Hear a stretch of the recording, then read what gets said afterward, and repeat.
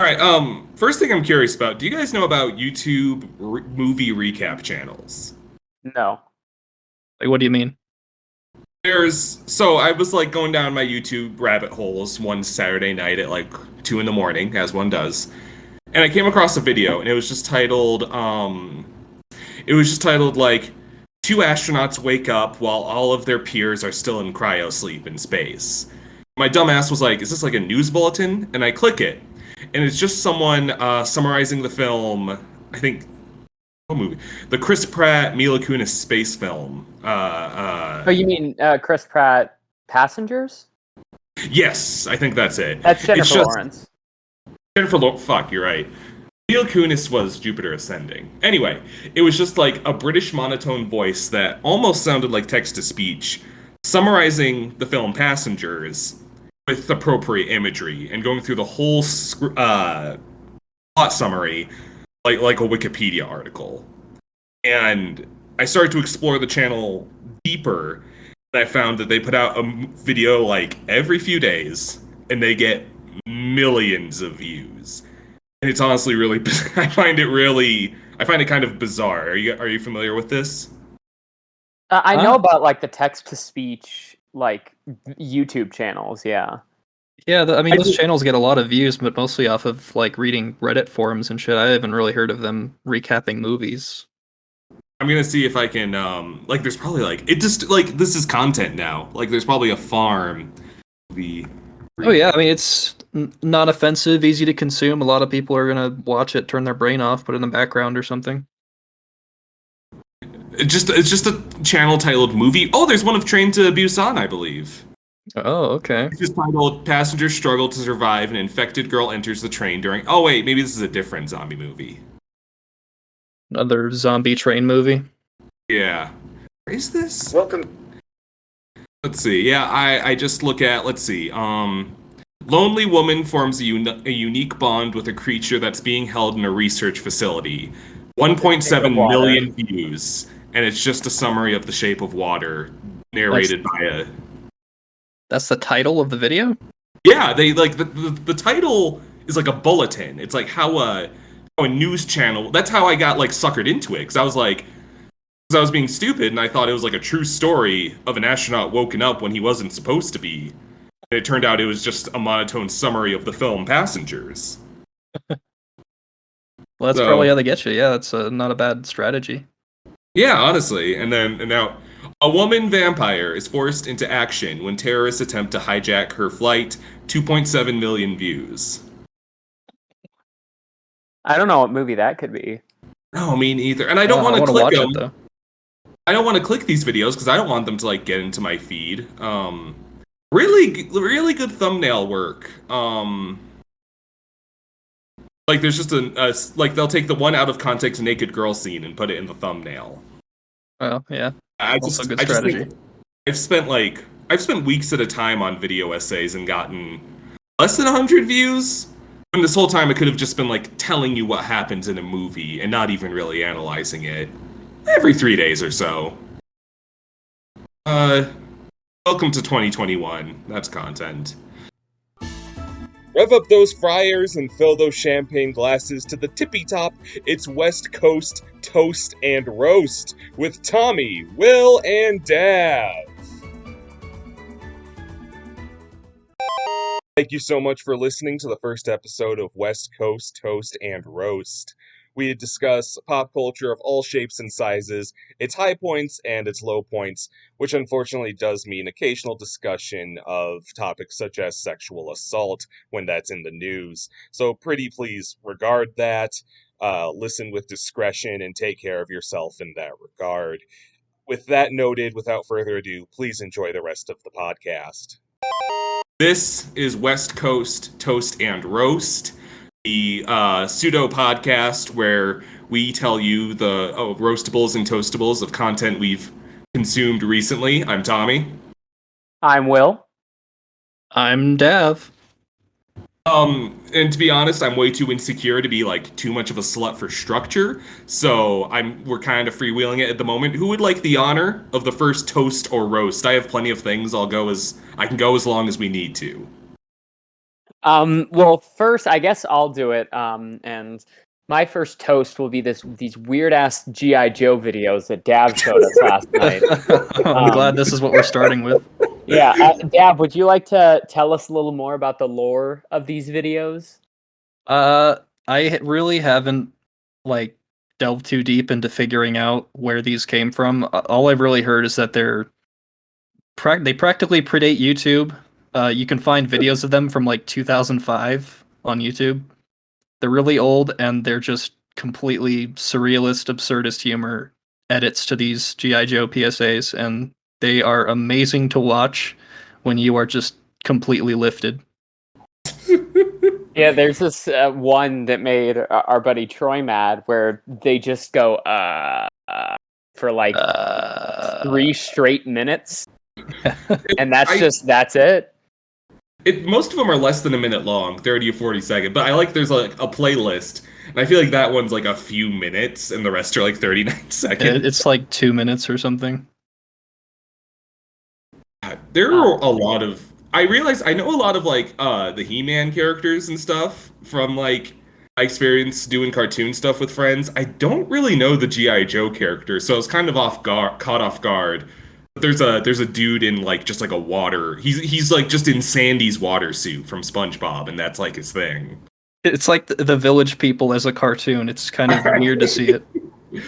I was actually just recording my other podcast, The Animates, with my friend Martin, who's a huge G.I. Joe guy. I told him I was like, "Hey, you seen these? They're like edits of G.I. Joe." And he's like, "Yes, those are infamous." Like, Really? And I was like, I was like, "Yeah, my favorite's the guy that's like incomprehensible in his big fire suit," and he just goes, "Oh, that's Barbecue." Oh, that's his name. He's Barbecue. Apparently, the snow dude is called Snow Job. Oh. I think he like saves kids from an. Is he the kid? I think he's the guy who saves the kid from the ice. He tells him to get off his ice. Yeah, I think that's probably Snow Job. Man, who was just like, all right, guys, we've got a pretty good idea here. Let's give a joke for the parents that are watching at home. I don't know if they were aware. Gosh, yeah. So the E-bomb. I guess, Dad, what did you type in to find? I don't even know who made them.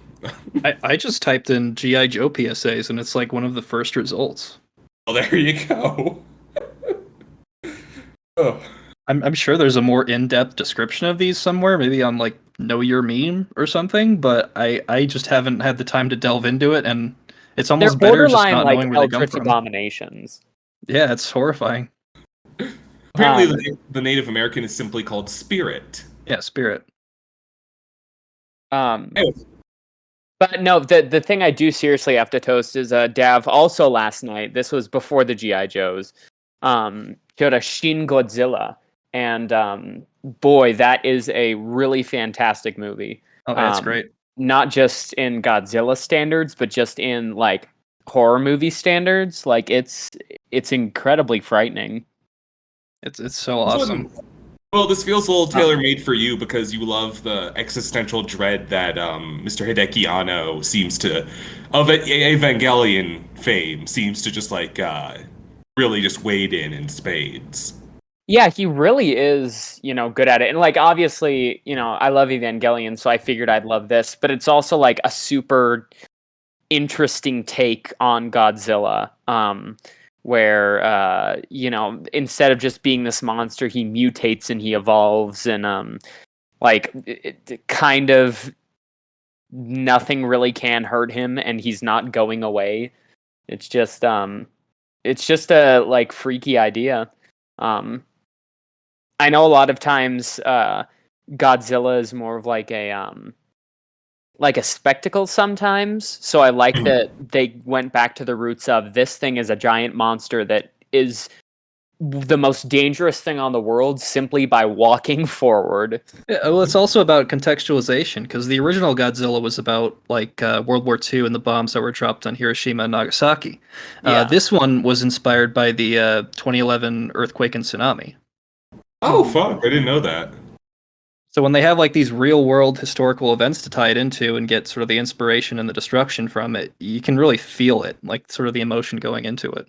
Yeah, and it's like it feels I don't know, it feels for a movie about a giant monster trampling through Japan, it feels very real. Like this could happen in some nightmare world. Yeah. It's not like it's not like we know what it's like to have our government mishandle something that kills people through the air and spreads. Yeah. Yeah, well, that was the other thing, though, because one of the big messages of the movie is how there's so much bureaucracy that goes into making decisions about this stuff. And, you can see them going from meeting to meeting to meeting, getting approval after approval, and it was just delaying them reacting to what was happening. And that's such a because I feel like every Godzilla movie we talk about, we're like, yeah, the humans suck, but they made it pretty engaging. As boring as all the bureaucracy, they developed actual characters. They didn't waste any time with it. Like none of the human characters were there just because they accidentally ended up there. These were people who were actually responsible for fixing the issue. Peace. Yeah. Yeah. Is there an all-time best human Godzilla character outside of this film? I guess people point to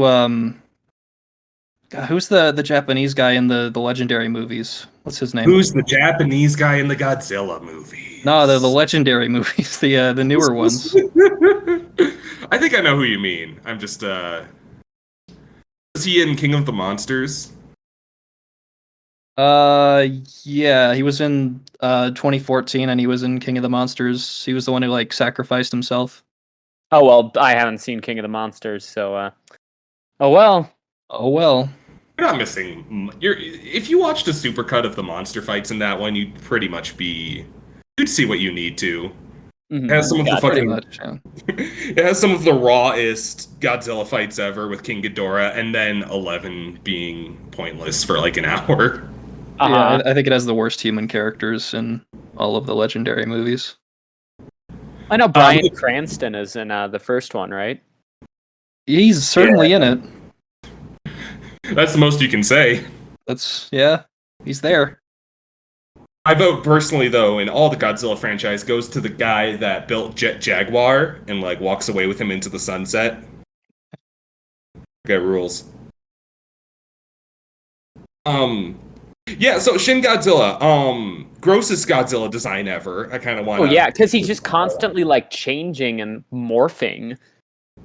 I feel like I'm really glad we went into that one as blind as we could. I had an idea of what this Godzilla looked like, but when you have this expectation of Godzilla as this I don't know if majestic is the right word, but very dignified looking, this well-designed monster, and your expectation is shattered by just that first shot of his big old eyes and how cravenly he just crawls through the city right at the camera. I don't think that's a reaction you can replicate.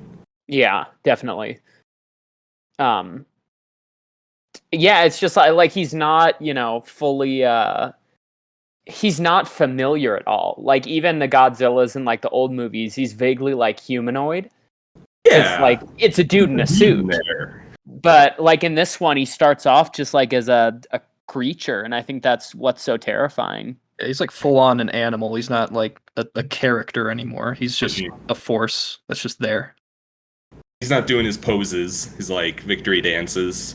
No, he's not doing Fortnite that. dancing on the corpse. No.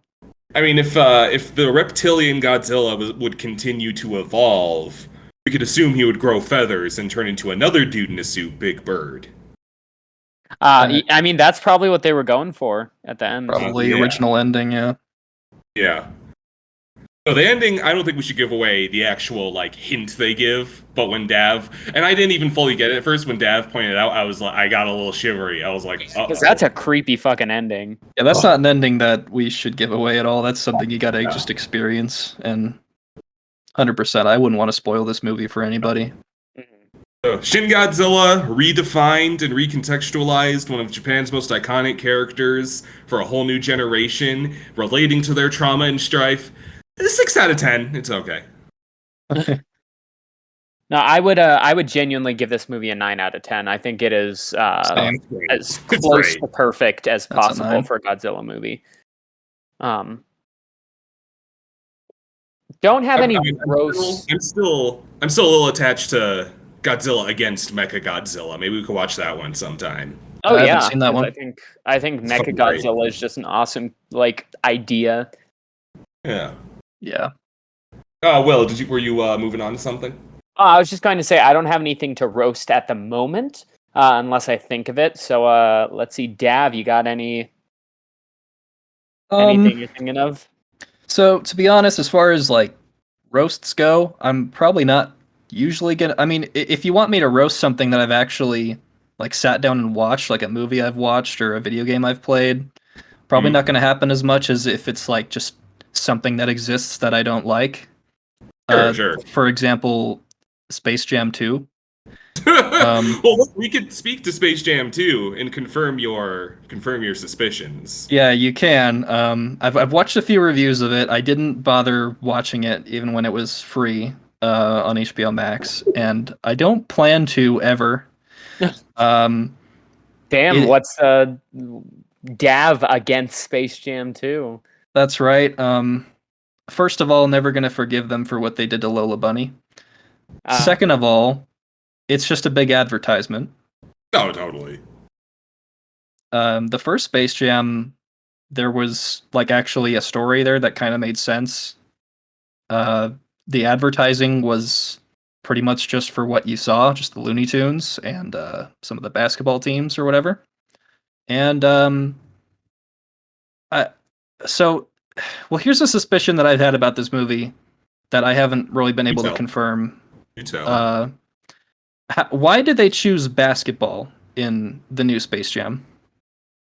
I guess just to because the last one had LeBron. basketball. It's LeBron. Because the first movie actually had a pretty, I won't say it's like genius mega brain introduction to the basketball thing. To see there.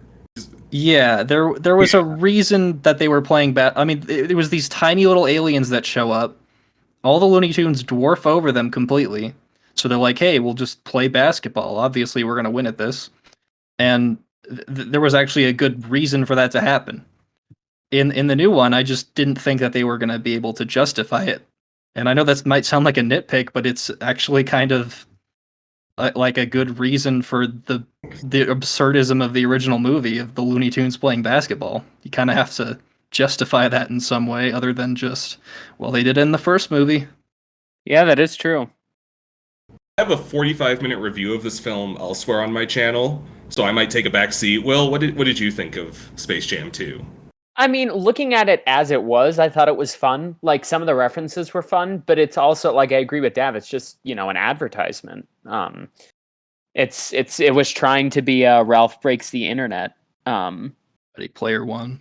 Yeah, Ready Player One.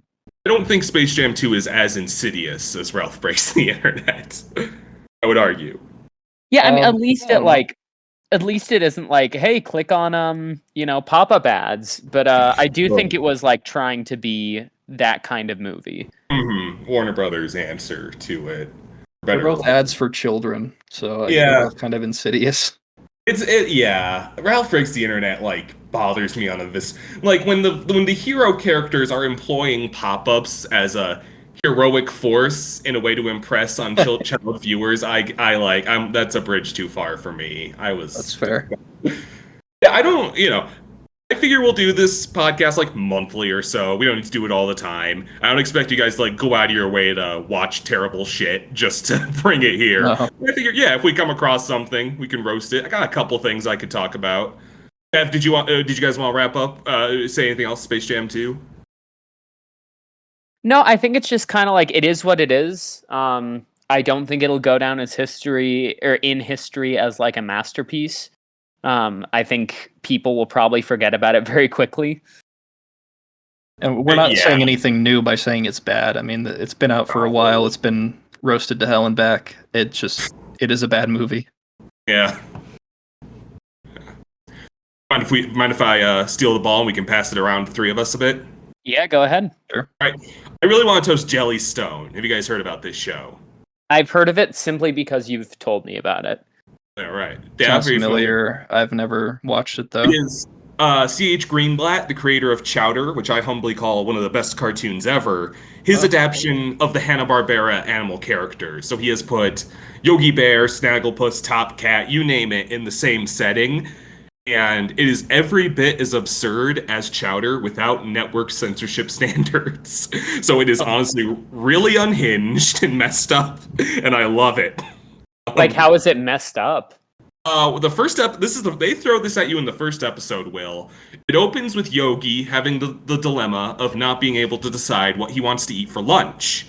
As a solution, Cindy Bear, who in this adaptation is a scientific genius, builds Yogi a generator in his stomach that will vanish everything he eats to a pocket dimension so he can eat as much as he likes without being full.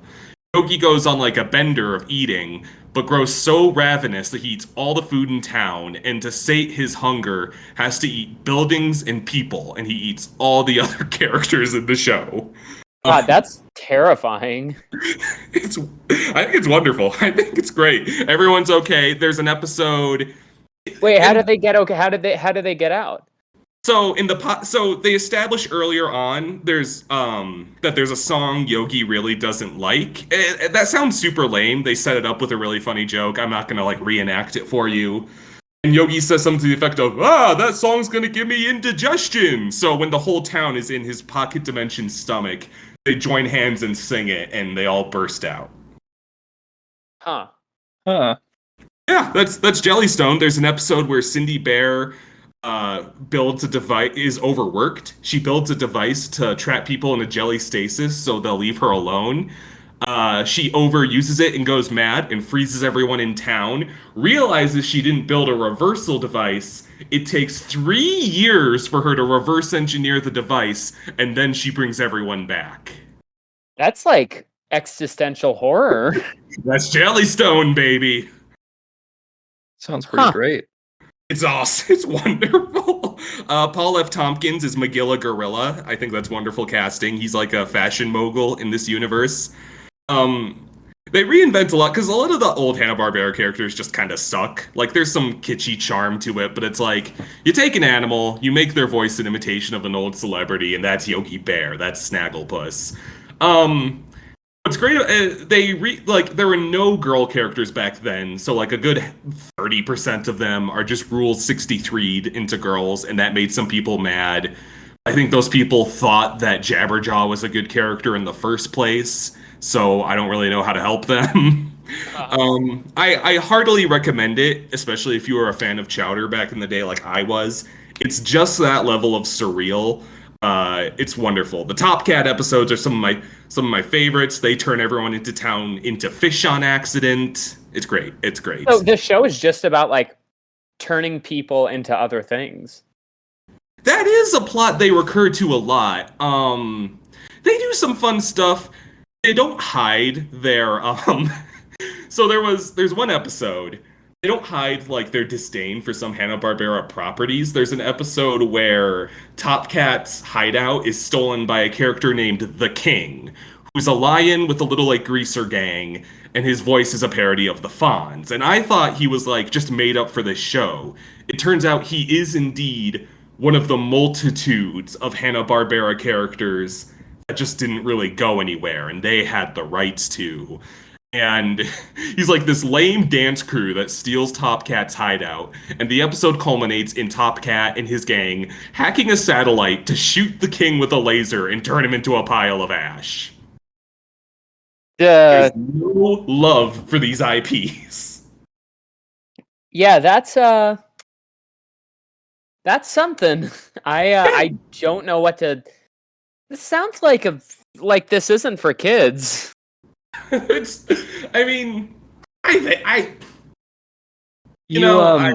said a lot of things there that kind of went into my ears and then just died before it got to my brain. I don't know how I can interpret like any of what you just said. The only way you can interpret it is watch Jellystone, baby. The banana splits are a criminal gang now. It's the best. It's the best. Oh, well, that's probably after they like killed people in their own movie. No, this is good though. I'm passing the ball back to Will. We can go in this little pattern. Will, do you have anything else? Let's see. I saw Nighthouse just today. Oh, I was going to ask you what movie you saw today. Yeah, so that would be Nighthouse. And I thought it was really interesting. I liked it a lot. It reminds me a lot of Hereditary in that it's more of like it's a ghost story, but it's also mainly about like something else. Like whereas Hereditary is about like kind of the pains of motherhood and that. This movie is more about like what to do, what you do and how you react when a loved one dies. So it's very like multifaceted. A lot of really great like creepy shots. The ending, it ends very abruptly, which is kind of my one huge complaint with the movie. There's a lot of really great buildup, but then it just kind of ends. But I would say overall, it was definitely the best horror movie I've seen in theaters recently. Yeah, what's the pedigree of this movie? Like, who's involved with it? Let's see. Oh my God, who's the main person? The main person is Rebecca Hall. Sounds vaguely familiar. Yeah, she produced it, and she's the main character. I don't know who directed it, but you know, I looked on Rotten Tomatoes, and obviously, I don't totally like, you know, I don't live based on the will of critics, but it is getting good reviews. I guess is that a surprise? Is this the kind of horror movie that you thought? You know, you compared it to Hereditary. Does it take a swing like that would make someone walk out? Like, I'm trying to get a grasp on what kind of horror movie this is. There's nothing so grotesque as like what happens in the first bit of Hereditary. But it is, I think the big thing that like people wouldn't like is it's a slow burner movie. Things really only get completely crazy at the end. Other than that, it's kind of like building up the paranoia and the mystery, because it's also like a mystery movie. Because we want to know, like, because basically the plot is this woman's husband commits suicide and leaves a note that says, "You were right. There is nothing after you. You're safe." And so it's kind of about like unraveling, okay, wait, what did he mean by that? And what like basically why did he do it? All right. This sounds like the kind of thing where the more you say about it, it's a bit of a disservice, I imagine. Yeah, I think it deserves to be seen because there's some like like the main horror is just from kind of the tension it builds, but there's like one jump scare in it that actually had the whole movie theater jump. Interesting. Well, it's not like constant jump scares. I'm kind of tired of movies that do that. Yeah, that's kind of my one complaint with like modern horror movies is it's a lot of just like people popping out at you. I would like more just like atmospheric, kind of like Poltergeist, where nothing jumps. Well, there's a few things that jump out at you, but it's mainly about like, this is a fucked up situation. Yeah. Right. Okay, so I guess because that makes me think I watched Censor not long ago, and that's not. And that one was super interesting at the very beginning and the very end. In the middle, I found kind of boring, and I could kind of take it or leave it. Would you say? Would you say this one like kind of gives you some treats throughout the middle? Yeah, there's lots of like just really minuscule things that happen, and you're like, okay, wait a second, what does this mean?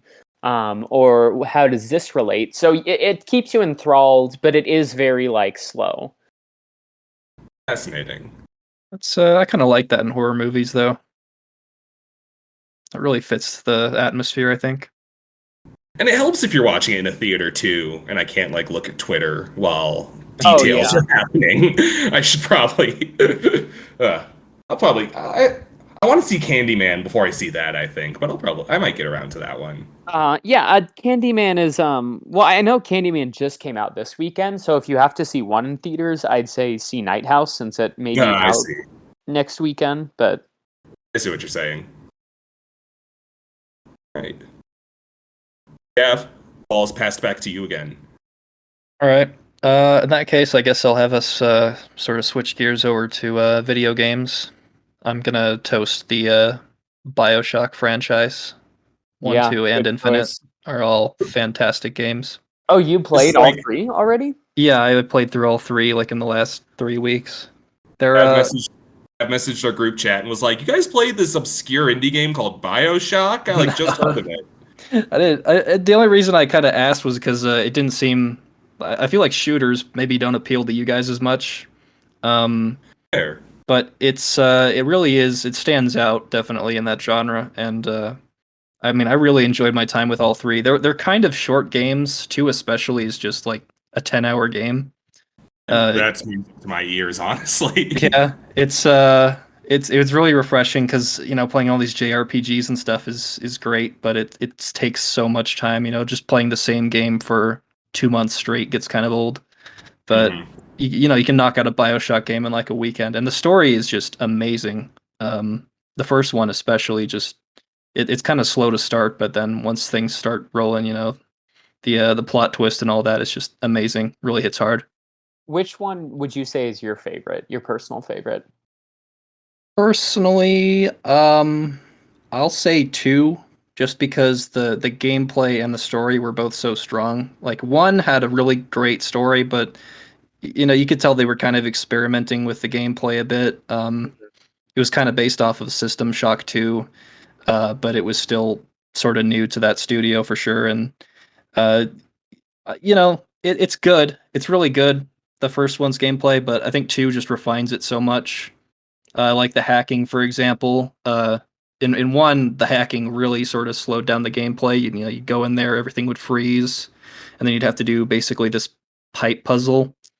But in the second one, it becomes like it's like a real time thing, and it's a little more intense, and you gotta time things just right. The story was also just really good. Infinite, I really liked it. I feel like it was good that I could go in knowing that it was quite a bit different from the first 2. Yeah. Because I'm sure if I was like a Bioshock fan, like a diehard fan, and then Infinite came out, I'd be a little disappointed. All right, the Raiden problem. Yeah. The what but problem? I call it the Raiden. I always call that kind of thing the Raiden problem because people didn't like when you were playing as Raiden instead of Snake in MGS2. Oh yeah, it's a good little analogy. Yeah, thank you. I'd say that matches there. But it's a good game, like in its own respects. When you sort of isolate it, I'm finishing up the DLC for it now for Infinite, which is the Burial at Sea, where you're like in Rapture, and that's pretty cool so far. But Yeah, I agree. That was really fun playing like as is it Elizabeth? yeah, Yeah, I thought that was a really cool idea. Interesting that you said 2 is your favorite because I've heard a lot of people say that that's their least favorite. I'd say out of all 3 stories, it's the weakest, but it's still really good, and I think that may be why people aren't as attached to it because the story is just not as good. Is 2 the one where you play as a Big Daddy? Yeah. I'm all about that. I haven't gotten to try these yet. The collection is saved on my PlayStation Plus and/or Now account. I can't keep them straight. I'm looking forward to. I've always loved the atmosphere and the music, and the Big Daddies. The Big Daddies rip ass. I don't think anyone could argue against that. Oh yeah. Yeah, they're fantastic. Honestly, great series, and you should absolutely play it because it's just awesome. Yeah, it's kind of like a staple of the shooter. I think, like I said, I think Doom is probably my favorite shooter, but I think Bioshock has a way better story. Yeah, for sure. Well, because Doom's story is just like kill stuff. Yeah, man gets angry. Yeah. Speaking of shoot, are you guys looking at Deathloop this month? Isn't that on PS5? Yeah. Oh, so I'm the only one who. That's right. You don't have one. I'm gonna get Deathloop. I'm looking forward to that. I think I've heard of that. Hope you enjoy it, Sherman. Hey, Dav, you mind if I swipe the ball, or did you want to wrap up anything else? No, I pretty much said what I need to say about it, so floor's yours. Gentlemen, I am switching phasers from toast to roast. I played the demo of Raji, an Ancient Epic. Have you guys heard about this game? Literally never. I don't think so. It is a smaller indie game that I really wanted to support. It looked phenomenal. And what hooked me in, the opening cinematic is gorgeous. It takes place within Indian folklore, and it's all done through traditional shadow puppets. Ooh. I'd say if you're interested in this game, watch the intro. That's where it's worthwhile. It's honestly beautiful. Then the part where I actually hit buttons started, and it plays like mud. I'm sad to report. Like how so? So, here's my best. So, it's an action game. It's a Devil May Cry like. You know how in Devil May Cry you could hit square over and over again, and you might do okay, but Dante's gonna look fucking stupid. Huh. Yeah. You know what I'm saying? Yeah. In this game, I'm hitting the attack button over and over again. Raji is doing like all these insane flips and like looking like the most incredible badass, even though I'm putting no effort like into my inputs. And that's like that creates this weird disconnect that I was Totally like mindless. Mhm.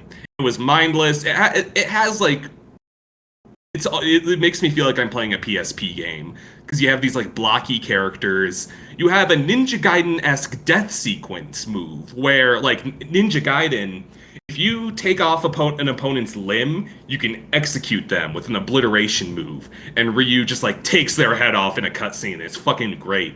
Raji does that, but the graphic fidelity isn't good enough for like the really good gory dismemberment. So she does like a slightly more impressive like combination with her spear, and the monster just falls over like always. Huh. And I hate to like trash an indie game for being cheap, but I feel a little bit catfished by how gorgeous that intro was, and that I'm playing what feels like a prepackaged PSP game in 2021. No, it's kind of a bummer when like, you know, a game looks so good, but then the controls just like don't do it. Yeah. Because I mean, It's a a shame. game can have great graphics, but if it's not fun to play, then that's kind of pointless. That's true. Yeah, and it's like, you know, it's not like this is a AAA studio putting out shill, and I'm kind of here bullying the indie studio putting out something that I can only guess is significant to their culture, because the artwork is stunning. I was really drawn in by the atmosphere. But it got to the point where I was like killing monsters, and like I would do the finishing death move, and Raji would be going through the animation, hitting her spear into the air because the monster already fell over. It's shit like that. Oh, so it's like errors, like glitches sometimes. It's errors. It's not polished. I'm glad I just played the demo. I was pretty close to spending money on it. So, play demos, kids. Yeah, that's a good idea. Yeah. All right. Sorry, Raji. Passing the ball back to Will. All right, I will switch my gears into a little bit of roasting. Oh boy. And you know, Tommy's got a new haircut, so I think now is about, you know, the best time to. No, I don't. No, I'm Your kidding. yee-ass haircut. Yeah. I edited my facial hair. I worked on my post time skip character design a bit. Oh, did you? Yeah. Had your little anime arc? Yeah. I'm surprised you didn't notice. Well, we haven't seen each other face to face in a while. Yeah, it's Yeah. been a hot minute, so. Yeah. No, what I will roast though is, you know, the Diamond and Pearl remakes are coming out, and everything looks good except for the overworld. They do like this. Well, first of all, I like the Diamond and Pearl games. I think like a lot of the stuff is overrated, but I think, you know, they're good. But See, I'm the one who's always not crazy about Diamond and Pearl, and you're like fighting me on it. I'm surprised to hear that.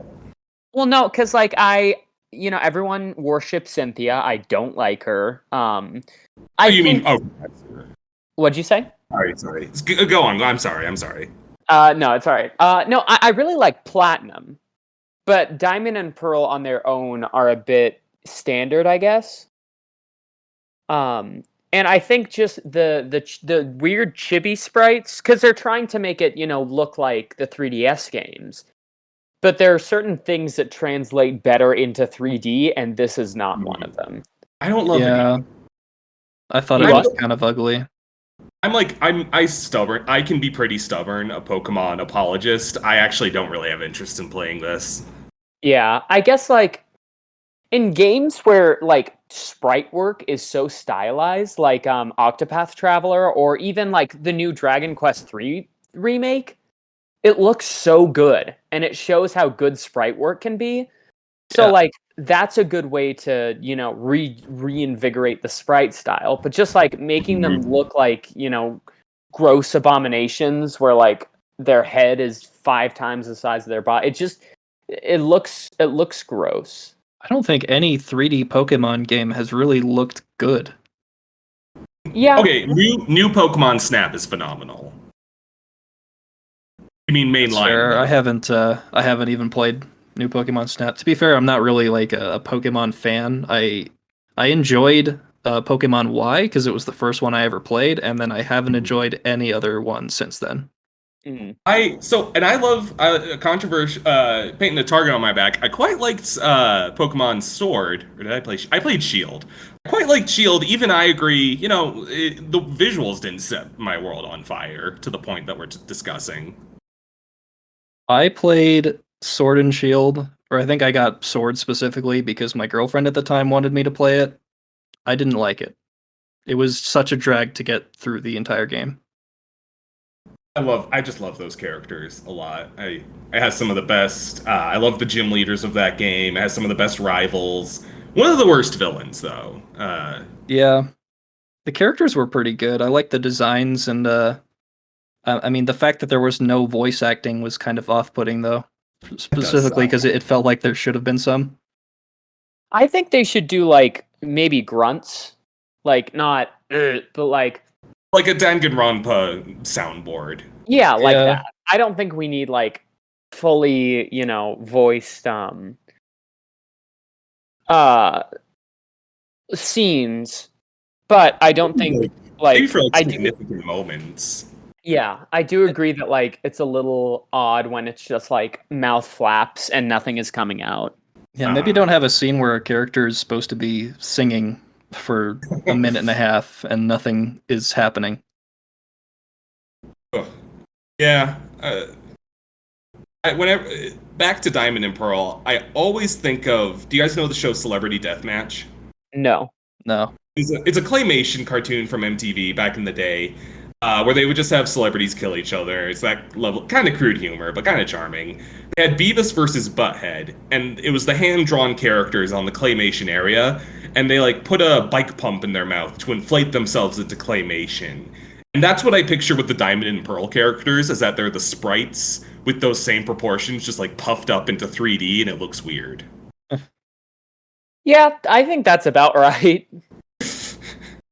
No, I just I don't know. I think like there's a lot of people are like defending this vehemently, like the chibi art style. I just think it looks like gross, quite I frankly. think if you like it, you like it. If I don't think it really works, you know. Yeah, I don't think it works either. I didn't grow up with those games, but it's pretty obviously bad. Yeah, and I mean the unfortunate thing is like it's probably going to, you know, despite the quality of it, it's probably going to sell extremely well because yeah, See, I don't Pokemon see games nearly just as much. Even when Sword and Shield was kind of under fire, people were still talking about it. This one's barely on my TL. I feel like people like there. I don't not believe that there's those intense debates and intense defenders. I just don't think there's much of a conversation about this one. I wonder if this one's going to peter off a bit. I mean, I'm not gonna get it. Like, it just looks weird. It doesn't like I played the originals and like even the remakes of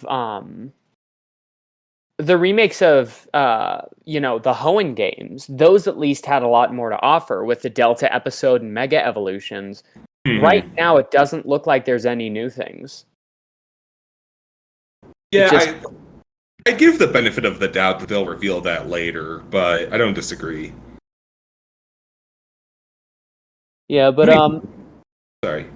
I was just gonna say Arceus looks cool. I don't really know what to expect. I'm really tired of regional variants. I think I think that's how you pronounce it. Hishuan Growlithe looks dumb. Oh, he's so cute. What are you talking about? I should have known, Mr. He's so cute. I guess it's lucky for you I'm a dog lover, huh, Tommy? Yeah. But yeah, that's what I've said to that. I will pass the ball to Monsieur Dav. Okay. Mine's gonna be simultaneously a toast of a Netflix show and a roast of Netflix. Ooh, wonderful. All right. So the show I'd like to toast that I just finished like last week is Norsemen. Have you ever seen it? I haven't even heard of that. It's basically a comedy show that takes place in like Norway during the Viking Age. But it's a little absurd, very, I guess, tongue-in-cheek humor, very dry humor, but it's just really good. The story overall is still pretty engaging, despite the fact that the comedy, like, there's literally a scene where there's like a guard standing at his post, and he like looks at his wrist, and the guy next to him looks at him all confused, and he's just like, "Well, I like to look at my wrist sometimes when I'm standing around." That's sort of the type of humor that's in that show. I like that. That is pretty much all the jokes sort of hit that sort of level, and it's just fantastic. It's entirely like all of the actors are Norwegian, so they basically filmed the show twice, once in Norwegian and then once in English. Instead of doing like dubbing over, because they can all speak English and Norwegian. Wow. Huh. Yeah, I mean, so like a lot of effort went into this production, and basically the accents they put on when they speak in English are like fake Norwegian accents. Like they intentionally did accents that like people usually wrongly associate with Norwegian people, like sort of as a joke.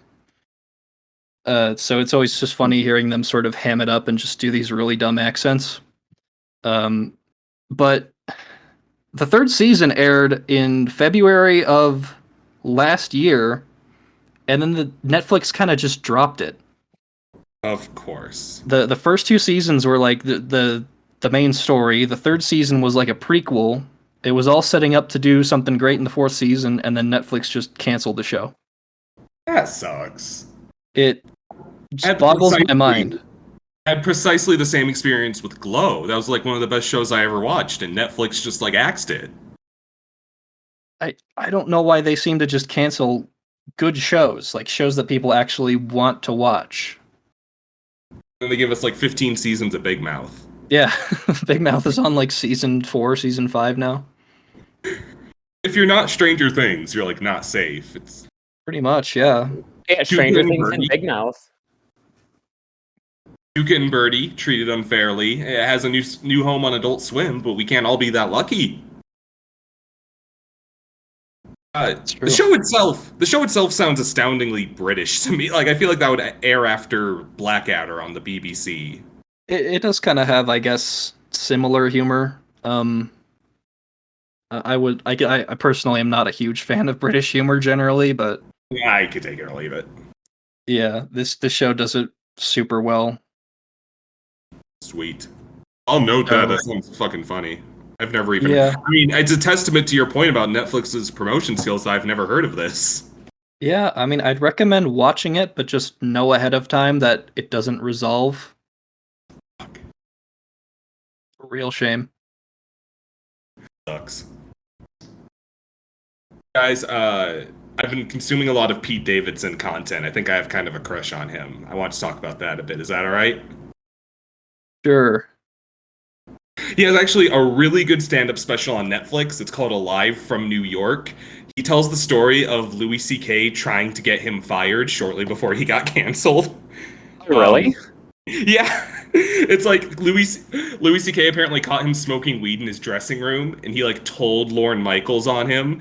And Lorne the next morning, like, you know, Louis mentioned that you smoke weed in your dressing room, and they kind of just had like, and since smoking weed is Pete Davidson's whole personality, it's kind of like, yeah, and they just kind of like, okay, well, I mean, it's kind of a formality, just kind of watch it, I guess.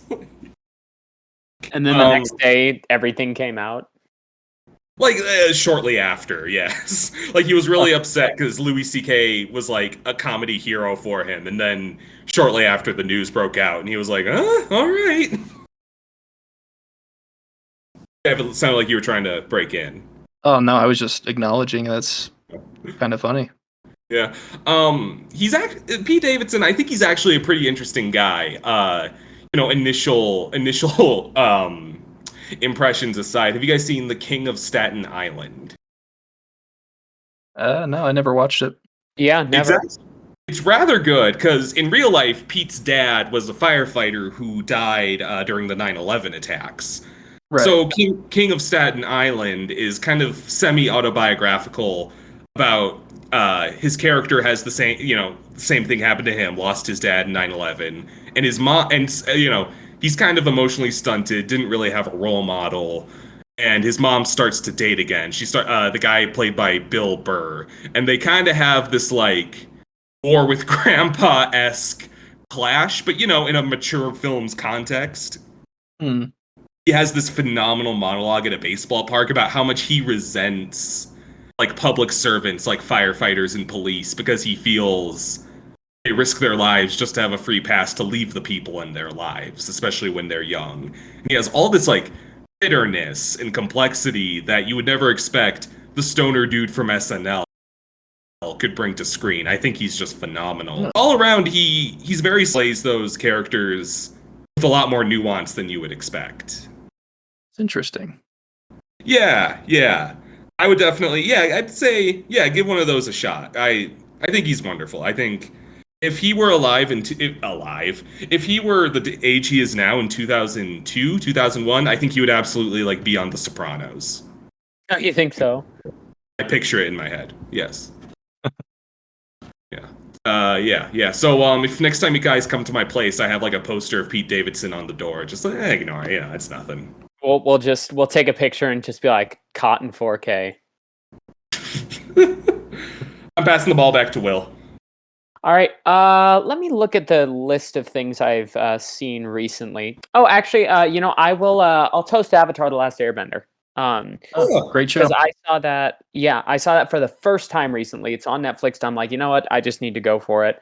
I thought it was incredible. I understand why there aren't shows like that anymore, but goddamn, I wish there were, because the storytelling, the animation, the world building in that show is just so cool. We had a kind of funny exchange about it, because you take a tone of voice sometimes that I sometimes take as adversarious or like passive aggressive. That's just me. And I asked Will, how are you getting along with Avatar: The Last Airbender? And you go, oh, it's great. I can't believe there's never been anything else like it. I was like, what are you saying? Like, I kind of understand that. There's not a lot of enthusiasm when he says stuff like that sometimes. I know. No, actually, I mean, to be fair, that's over text. No, it was in person. It was? I'm pretty sure it was. Huh. And you don't make eye contact when you say these things. Like as if there's something I should be understanding at the moment. Oh man, now I feel bad because that's not my attention at all. No, I guess I mean, when I say another show like that, I mean like a show that's on a children's network that's just that good at storytelling and world building. That's kind of what I meant. Arguably a little overqualified for it. Always stuck out on Nickelodeon. I think it's like kind of a lightning in a bottle deal that it was such a I think a lot of things like that would just crash and burn because it's so different, but its sheer quality kind of kept its head above water. Yeah, it was really the continuity of it though that kind of kept me from watching it when I was younger. I didn't know where to jump on. Now we've got God, what shows are on Nickelodeon now? I mean, SpongeBob. The Patrick Star Show, did that get canceled yet? Well, that's on Paramount Plus. Oh, really? That's not even on Nick? No, you have to understand content is a farm now. You have your own streaming service, so you have to milk the IPs you have in any potential direction. That's why Paramount Plus has like an iCarly reboot, a Rugrats reboot, the Patrick Star Show, Camp Coral, so 2 SpongeBob spin-offs, and like that's it. Huh. The last new show I remember Nickelodeon showing was Fanboy and Chum Chum, so I really have not kept up at all. God. Oh boy. We'll have some more Nickelodeon talk when we get to news bulletins. I think you're gonna think, yeah. Will, Yeah, I think Also- that's about it. I am passing it over to Dav.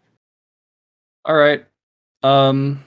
Gonna give a little toast to a YouTube series I've been watching lately. sweet. Chris Chan, A Comprehensive History. Ooh, Oh, by boy. Gino Samuel, huh? Yes. I'm on like episode 12 as of today. It's such an eye opener. I think what I really like about the way that he presents these videos is like he's not making fun of Chris Chan at all. He's taking a very like neutral stance, just presenting the facts of like what happened.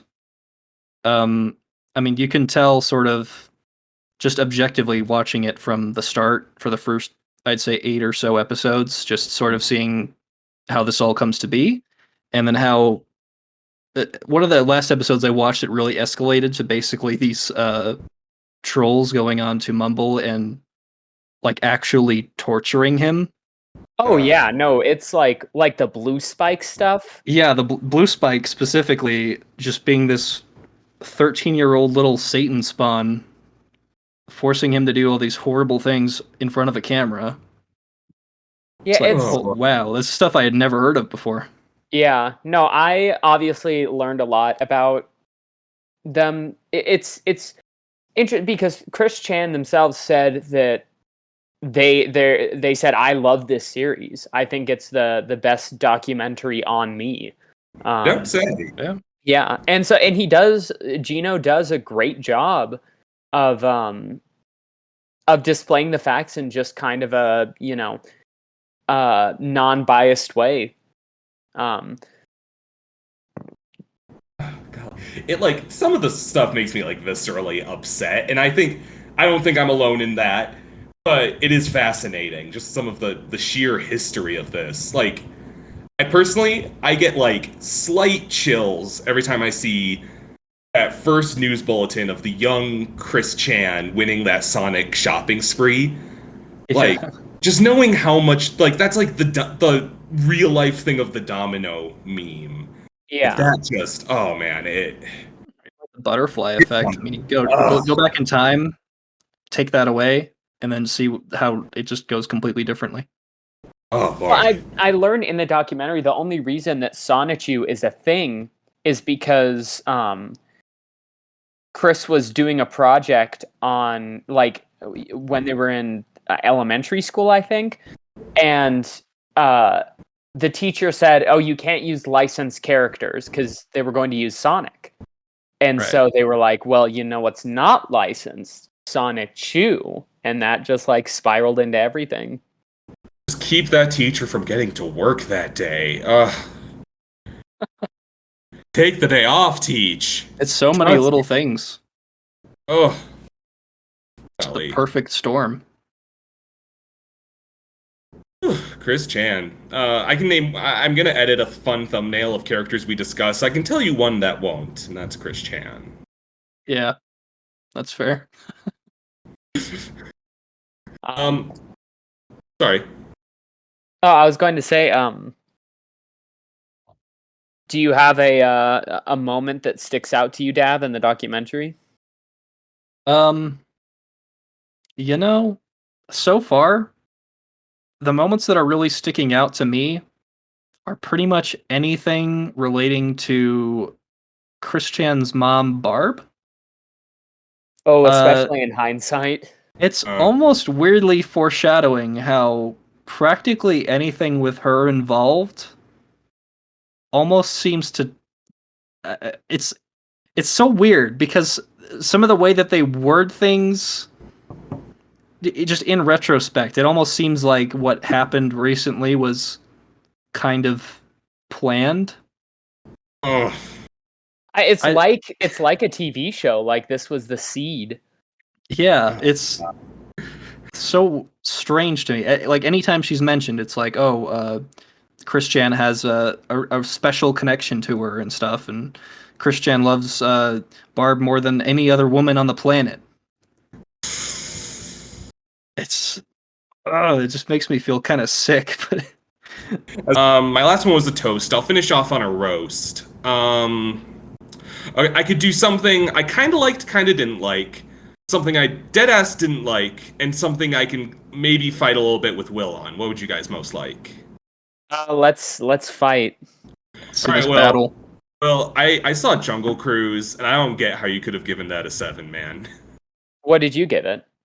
6. That's a 1-point difference. It's a point that I guess this is a good thing to talk about. Both of us have seen it. I was hoping to have, because like I just couldn't help but think about how the rickety, kitschy Jungle Cruise ride probably feels more like you're in a jungle than the $1 million budget Disney film. Well, I think that's a bit of a like, because I mean, the theming at the Disney parks is so immaculate. Like, of course, you're going to feel like you're in a jungle because you actually are. And like, you're not actually in a there. Jungle, but I It's thought not a real jungle. What do you mean? I said it wasn't a real jungle. I said it feels like you're in a jungle because you're there in a, albeit man-made, jungle. But I guarantee you that didn't cost as much money as Jungle Cruise the film. No, I you're right. I'm just saying that but it's going to feel like you're in a jungle more because you're actually physically there. Like, and there's also, not talking about how there's like the smellitizers at Disney, which, do you know about those? Not really, but by the name I can kind of gather. Yeah, basically it's like points where Disney just like pushes out a smell onto you. That's why Main Street USA always smells like cookies. That's why Pirates of the Caribbean always smells like, an appealing swamp. Interesting. But that's also like something that benefits the sensory side of it. Gotcha. I guess it's like, do you guys ever feel, maybe I'm insane, maybe I'm cynical, do you guys ever feel like every Disney movie has like the same sheen over their CGI? Do you know what I'm saying? Like they all look the same? Like, I just feel like... Or like the same filter almost? It's so hard, yeah, it's so hard to articulate, but I feel like Jungle Cruise, and I mostly mean the live action stuff, animation aside, because that's a whole nother conversation. Like Jungle Cruise, Aladdin, like Jungle Cruise was invoking to me Cinderella from like 2014, and I was like, for multiple reasons, that shouldn't be happening. I'd imagine they're using a lot of the same artists and software for this stuff. Yeah, but are they the only company doing that? Like, because I don't get that. Maybe it's the awareness this is a Disney movie that's like placeboing me. Like, if I realized, oh, these were all the same companies, I'd see the same line. I'm sure it's also intentional. I'm sure that they have sort of a brand there they're trying to keep with sort of the happier, lighter tone. It's like basically putting a TM at the end, almost. I suppose. I think Dwayne Johnson and Emily Blunt are both pretty great. Especially how they gave Dwayne that whole deal with saying the puns. I thought that was cute. That's a good way to tie it in. Yeah. I can give it credit for that. It started to really lose me when the lore got like so deep, though. I didn't find it that necessary. Yeah. And that's fair. I personally liked it because, I liked how they did the Jungle Cruise jokes. I like how they fit in Trader Sam, because that's one of my favorite parts of the original ride, which is sadly not there anymore, but I do understand why they changed it. But I don't know, to me, it reminded me a lot of, like, If the Ride was a movie. And so I thought it was, I don't think it's a masterpiece, but I think it's fun. Yeah, well, I mean, were all the undead conquistadors, did that invoke the ride to you? I think you would know better. No, that didn't, but like a lot of the other things did. Yeah, that's where I'm with you. I liked some of the... Yeah, it's the conquistador stuff that like loses me. It gets so in love with its own lore. Whereas I could have just gone for Dwayne and Emily Blunt like doing wacky hijinks, escaping from dangerous animals. And then they have the jaguar, and it looks kind of bad. That's the other thing. I don't know what it is. I feel like CGI hasn't been as good recently. I couldn't answer that. I think you're maybe something to do with working from home and rushing jobs. I don't know. That, and also, I'd imagine they're taking on a lot more like amateurs and beginners. I mean, before it was sort of like cutting edge technology for the last however many decades, and so you only had the people who really knew what they were doing working on it. But now there's so many people coming into the industry that I'd imagine more people are getting to actually work on it. It's not all going to be super polished. Yeah. Yeah. Do you guys prefer Dwayne Johnson or John Cena? I'd say Dwayne Johnson. Yeah, I would also. Really? I mean, I just feel like John Cena is like a golden retriever, and then Dwayne Johnson's just a little too self-aware, you know? Like, yeah, he knows he's the most charming man in the world. All right, come on, man. yeah, I could see that. I'm not really a big fan of either of them, to be honest. Interesting. I don't know. Suicide Squad made me like John Cena. Uh-huh. I mean, I've always liked him, but He was Anyway. pretty good in that. yeah. I I got like very good. it was so good. I didn't want to delve into it because I'll probably be doing so a lot otherwise on my channel, but I loved it. I had a short list of things I could have talked about, but I feel like we gotta move on to news, so I'll just fire through them real quick. Playing through Sly Cooper 4 at the moment, pretty good. It's like the black sheep, but I'll be looking for. I might report back on that one next month because I'll probably have to be done with it by then. Okay. I watched Don't Breathe in response to the sequel. I love it, and then the plot twist I kind of hate. Yeah, kind of agree. You've seen it? Don't Breathe, yeah. Yeah. Huh, I didn't see you rate it on our movie apps. Oh, interesting. Okay. We'll have to talk about that, because the premise is like the most Will thing I've ever heard. And then it throws in just that gross detail, and I did not love it. No, I'm with you. The detail is like kind of ruins it, especially because they made Don't Breathe 2, and then they made the old guy the hero. And after knowing that, I'm like, Yeah, that's not a good idea. No. I watched The Hunt, which I talked about Glow earlier. Love Betty Gilpin in Glow. Thought this movie was dog shit. yeah, The What's Hunt is The Hunt lame. again? I'm sorry. What's The Hunt again? That sounds familiar. This film about rich liberal elites kidnapping a bunch of right-wingers and releasing them in a forest to hunt them down. Oh, yeah, that one. Okay, yeah. It is the most confused satire I've ever seen, which I almost wouldn't mind if like it wasn't full of like bizarre performances. It's weird. I think that from what I've heard of that movie, it's like enlightened centrism, the movie, basically. Oh, totally, completely. It has a plot twist that like almost works, but it's mucked down by so much dog shit that I wasn't into it. Dennis Reynolds from Always Sunny was in it, and I'd love to see him play more rich sociopaths, but not here. And last but not least, I'm caught up on Search Party. Will, I've never been so positive you would hate a show in my entire life. What's it about? That's a good question. Search Party is on it started on TBS, it's on HBO now. It's about these 20-something rich millennials who realize a friend from college has gone missing, and they start to look for her. But when you find out where that friend is, it spirals into something completely else. And it is the kind of show that does not do what you want it to do, and it thrives on that. And I kind of love it for that, and I kind of hate it for that. And, you know, all the characters are kind of awful because they're these rich 20-something millennials. It's a whole cast of characters you would detest, honestly. Interesting. Huh. Yeah, they do some phenomenal things. Season 3 takes the format of more of a court drama, and they do some really cool shit with that. And then, yeah, I don't know how to, like, I'm definitely going to watch the next season, because it is, like, bizarre in how individualistic it is, but it is also wildly frustrating in that way. So those are, anything else you guys want to knock out before the news? I think I'm good. How about you, Davey? I think I'm good. All right. Well, I just gathered some news bulletins that might be relevant to us. If you guys think of something you want to throw into the pile, just shout. First and foremost, Idris Elba is Knuckles in Sonic 2. It's perfect casting, to be honest. Yeah, Yes. perfect casting. Nothing much to say. That's fucking awesome.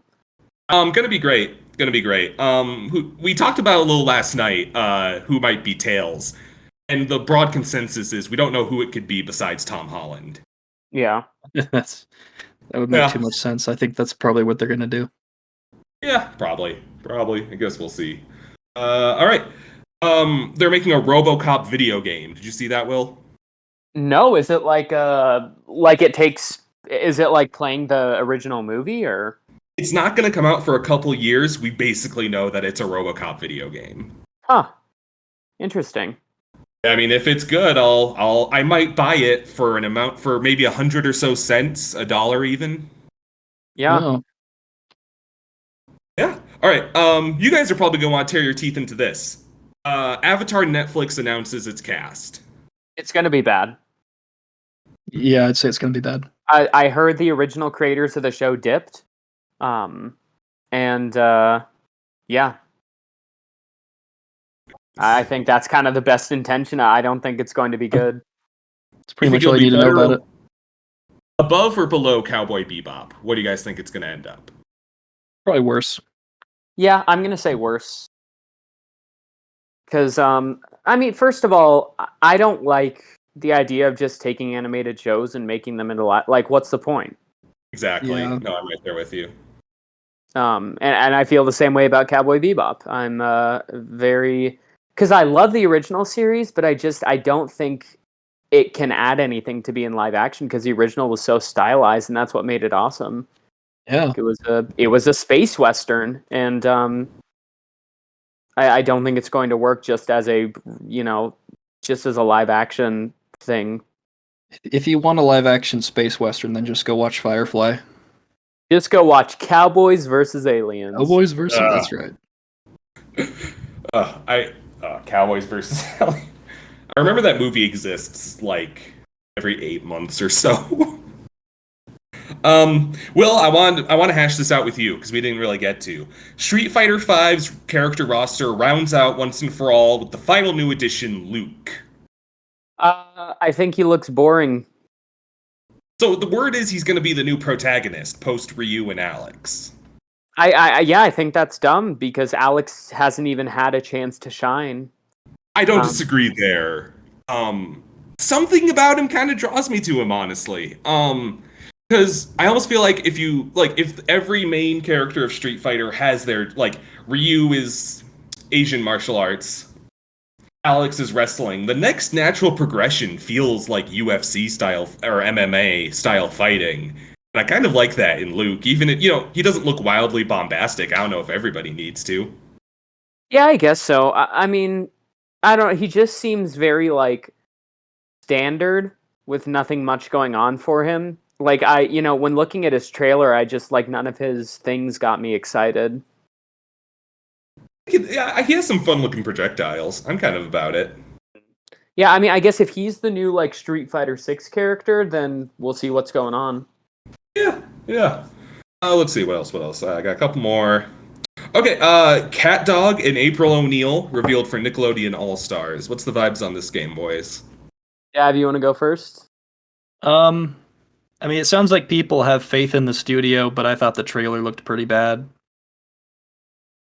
It's definitely not I don't expect it to be anywhere near as polished as something like Smash Brothers, but it still doesn't look super great. I mean, with a smaller roster, I think they could make something kind of fun. I'm feeling optimistic about it. It's just some of the characters look pretty exciting to me. As someone who just, likes cartoons, these are some faces that I didn't think would be relevant again in a long while. I could eat crow. It could totally be bad, but I'll happily give it a chance. Will, what do you think? You already know how I feel, but I'll say it again. CatDog always grossed me out. I think that's not a funny idea. I think it's terrifying. Don't say that about CatDog. I'm sorry. CatDog is it's an abomination. It feels like that existence is physically painful. But I'm gonna rip the Band-Aid off. Everyone's made a joke about how do they poop Will. Well, no, not Everyone's just poop that, Will. but like having a second person like attached to it just like it just seems like it would be a miserable existence. That's the premise, though. Cat and dog don't get along, but they have to learn to. They're brothers. I know but The it's root- disgusting. Do they ever learn to? The last episode is very poignant. It's very bizarre, but it's very poignant of Cat Dog. They learn because it's called Parents' Day. Everyone's celebrating with their parents, and Cat Dog have no idea where they came from. And it kind of plays on the meta idea of why is there even a cat dog? And I kind of like that the cartoon. It's a cartoon. They don't have to explain why there's a cat dog. But Cat Dog goes to find their parents, and they find out they were raised by a Sasquatch and a frog. And they're like, well, so wait, how are you our parents if you're not a cat or a dog? And they're like, we just found you, but we raised you. That makes us your parents. And it's kind of like, it doesn't matter where Cat Dog came from. They were raised to be an upstanding cat dog. And I think that's a beautiful message, frankly. This is pretty good, and I'd feel a lot more emotional about it if the word wasn't cat dog. What if it was Davwill? I don't even want to imagine that. Yeah, I'm. Be I more love you, something Davey. like, I would not want you attached to my ass.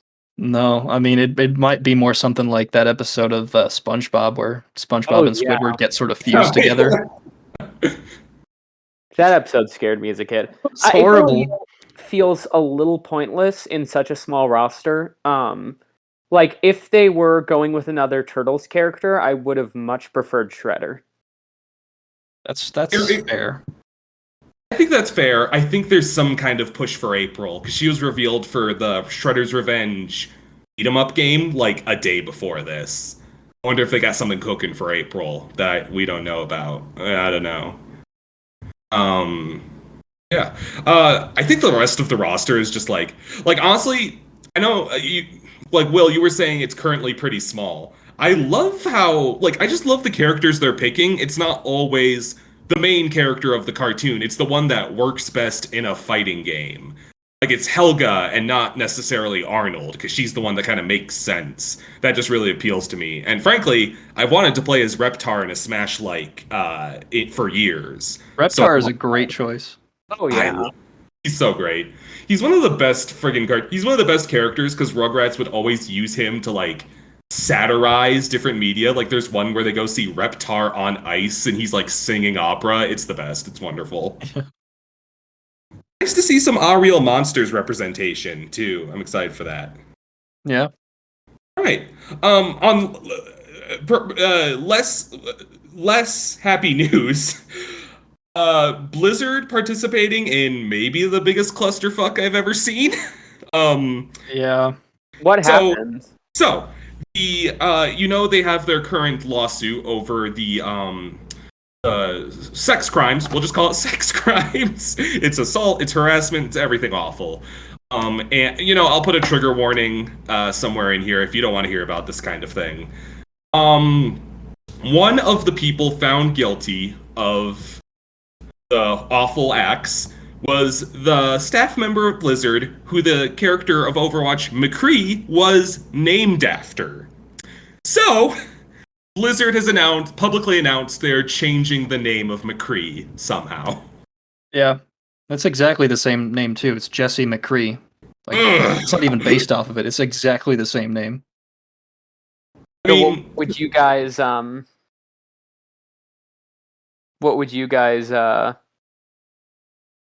what would we rename him? Yeah. Pete Davidson. Fair enough. Among Us Imposter. Just the whole thing of because they announced it in this thing that's we at Blizzard believe everyone should be included and that a change is necessary. And it's you let this happen to some extent. Maybe not everyone there is guilty. You can't throw every single tiny person who works there or likes the thing under a bus. It looks pretty bad. Yeah. Man, I love how just Overwatch is this thing that built itself as the paragon of everyone's included, everyone can be a hero, and this and the China stuff. Oh boy. Yeah. Yeah. Boy. Lastly, I thought you guys might want to go off on this for a while. The Spider-Man Far From Home trailer. Looks fucking awesome. That looks great. I think it's definitely nostalgia baiting, but I'm cool with that. yeah, like it's great to see Melina back as Doc Ock. Great to hear the Defoe laugh. I think it's gonna be pretty good. You said Melina, and I pictured Melina from Mortal Kombat and got kind of confused. Oh yeah. So I'm kind of the odd one out here again. I don't love these movies. Yeah, this version of Spider-Man bothers me, but it seems like they're going to focus a lot on why his secret should be a responsibility, which I feel like the other two movies kind of push under the rug. If Peter learns something from this and maybe becomes a Spider-Man with responsibility, I'd actually be pretty on board. Yeah, I'd be cool with that, and I think that maybe is the direction they're going. Yeah. I'd like to think so. I hope so. Do you guys think Toby and Andrew are... Because people seem like nothing but certain they're going to be... To the point that I Mandala'd myself into thinking they were just confirmed, when it's just, like, wildly rumored. I think if they're not in there, people are going to be very unhappy, and I think that's kind of the biggest thing that Marvel is worried about. Yeah. I think if they're going to be in there, it's going to be for a very short amount of time. I wouldn't think they're going to serve a major purpose, because I don't think that was the intention originally. But, obviously with everybody expecting them, they might just make a little cameo. I was going to say, they'll almost definitely be in it, but not as any kind of Peter Parker. Well, even like archive footage, people would probably go crazy for. True. And I don't have a doubt in my mind, honestly, that the biggest company in the world can't afford to get two actors who I don't want to like insult, but I don't think are doing anything huge at the moment, No. I saw a trailer for like a biopic with Andrew Garfield playing like the male lead. So I guess he's doing that, but I mean, do you think he'd rather do that than make Marvel money? That's true. They can have anyone they want, I feel like. Yeah. All right. Yeah, I guess we'll see how that goes. I don't think I'm seeing it in theaters, because I believe if one guy stops seeing Marvel movies in theaters, we'll see some changes, because I'm a fool that way. But, I'm sticking by my guns there. But I'll see. I'll feel out how I feel about it after. We'll see. Fair enough. Yeah. So, did you? Those were all my news bulletins. Did you guys have anything you wanted to add? No, I don't think so. So this isn't exactly news, but it did kind of have a little resurgence. Yesterday, as of recording, Train to Busan's getting a U.S. version. Oh, wasn't that announced a while back?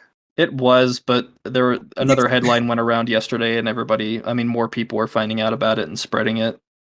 I feel like it gets announced every 5 months. Yeah. Train to Busan, your favorite film, we should add. Yeah, that is my favorite movie ever. It really does not need a U.S. version. Oh. It didn't need a sequel when it got one. I still haven't seen the sequel, probably never will. But I don't know. They're just going to screw it up somehow, I'm sure. Almost Train to Cincinnati. Doesn't really have the same ring to it. Amtrak to Cincinnati. Yeah, we could watch this back to back with Mark Ruffalo Parasite. It'll be fine. Are they actually doing that? That's what I heard, yeah. Well, yeah. That's a bit odd. We just can't let another country have their thing. We gotta make our own Cowboy Bebop. We gotta make our own One Piece. Gotta make our own Train to Busan.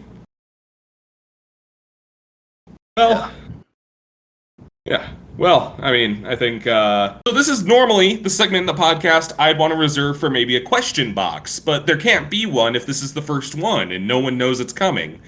So I thought, obligatory question box, leave a question in the comments. To get that rolling, I thought we could kind of broadly introduce ourselves. I'm Tommy.